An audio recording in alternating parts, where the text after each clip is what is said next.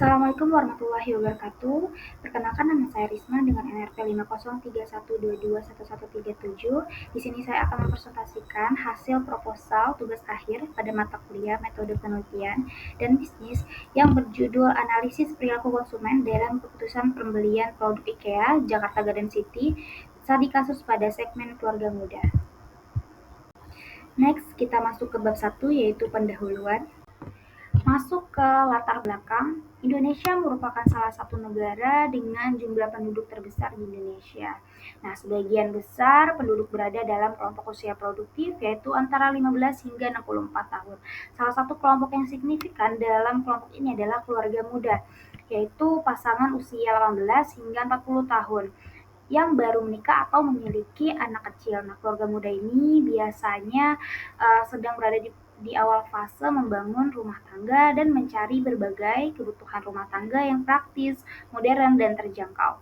Nah, IKEA sebagai produsen furnitur global dengan konsep desain minimalis dan harga kompetitif menjadikan pilihan utama bagi segmen ini. Namun untuk memenangkan pasar, IKEA perlu memahami perilaku konsumen keluarga muda terutama dalam mengambil keputusan pembelian.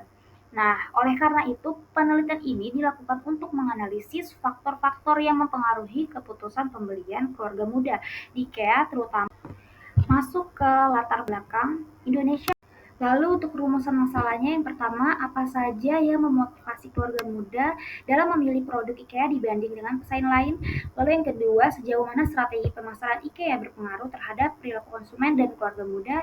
Dan apa motivasi utama keluarga muda dalam memilih produk IKEA dibanding dengan merek lain? Nah, di sini ruang lingkupnya penelitian terbatas, yaitu pada konsumen IKEA JGC dengan fokus pada segmen keluarga muda yang berusia 18 hingga 40 tahun. Nah, di sini tujuannya adalah menganalisis, mengevaluasi, dan mengidentifikasi motivasi utama keluarga muda dalam memilih produk IKEA dibanding dengan merek lain.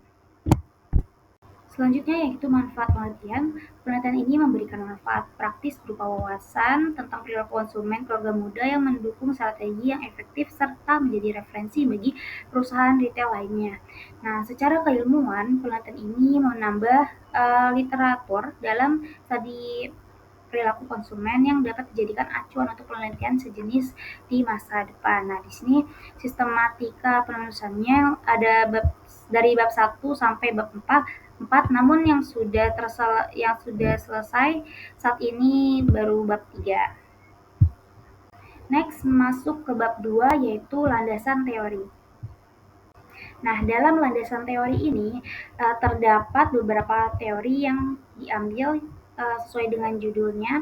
Yang pertama ada perilaku konsumen, yang kedua keputusan pembelian, lalu ada berbagai faktor yaitu faktor sosial, ekonomi, dan perilaku. Masuk ke Researchgate, di mana sebagian besar studi sebelumnya fokus pada produk FMCG, bukan furnitur global seperti IKEA, dan minim penelitian spesifik pada segmen keluarga muda dan lokasi IKEA di Jakarta Garden City. Lalu terakhir umumnya hanya mengkaji satu aspek psikolog atau sosial. Nah, penelitian ini menggabungkan 3 faktor utama. Nah, di sini ada kerangka konseptualnya, ada variabel bebas dan terikat. Untuk variabel bebasnya ada faktor psikologi, sosial, ekonomi, dan variabel terikatnya itu keputusan pembelian pada produk di IKEA. Masuk bab 3 yaitu metodologi. Masuk ke diagram alir penelitian. Berikut adalah gambarnya. Lalu untuk model penelitiannya mencakup hubungan antara 3 variabel independen, yaitu psikologi, sosial, ekonomi, dan satu variabel dependen yaitu keputusan pembelian. Nah, pada variabel independen itu terdapat beberapa indikator. Pada faktor psikologis ada motivasi, persepsi, sikap, dan pada faktor sosial ada keluarga, kelompok referensi, dan status sosial. Dan faktor ekonomi terdapat indikator harga, pendapatan, dan gaya hidup. Nah, pada variabel dependen keputusan pembelian diukur melalui preferensi produk, niat pembelian ulang, dan kepuasan pelanggan.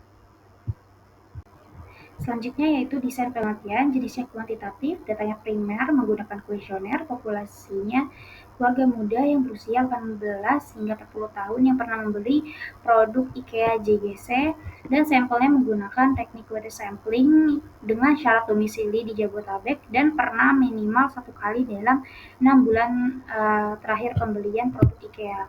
Lalu metode pengumpulan datanya, instrumennya kuesioner dengan skala Likert 5 poin. Terus distribusinya disebarkan secara daring melalui Google Form dan media sosial, dan uji cobanya pilot test dilakukan terhadap 30 responden untuk menguji validitas dan reliabilitas kuesioner. Nah, di sini pengelolaan dan analisis datanya menggunakan analisis statistik deskriptif, digunakan untuk menggambarkan data secara umum dan menggunakan analisis SEM-PLS. Berikut adalah sumber-sumber yang saya dapatkan dari jurnal dan artikel yang saya letakkan di daftar pustaka. Sekian presentasi singkat dari saya. Jika ada salah kata, mohon dimaafkan. Wabillahi taufiq wa hidayah. Wassalamualaikum warahmatullahi wabarakatuh.